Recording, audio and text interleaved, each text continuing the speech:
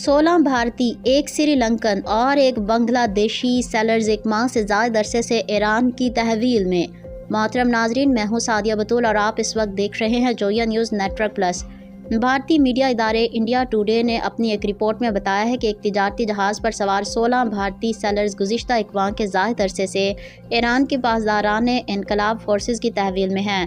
پاسداران انقلاب نے جہاز کو بین الاقوامی پانیوں میں تعاقب کے بعد قبضے میں لیا تھا۔ اس کارروائی کے دوران جہاز کو کچھ نقصان پہنچا اور عملے کے کئی افراد زخمی بھی ہوئے۔ جہاز کے عملے کے رشتہ داروں کا کہنا ہے کہ 1.5 ماہ گزرنے کے باوجود وہ لوگ اپنے اہل خانہ اور بیرونی دنیا سے کٹے ہوئے ہیں، جبکہ ایران میں حالیہ خون ریز بدامنی نے صورتحال کو مزید کشیدہ بنا دیا ہے۔ ایران کا الزام ہے کہ یہ جہاز 6 ملین لیٹر ڈیزل اسمگل کر رہا تھا، تاہم جہاز کے کپتان پرمار کے مطابق ٹینکر میں صرف کم سلفر فیول آئل تھا اور اس کی لیبارٹری رپورٹ ان کے پاس موجود تھی۔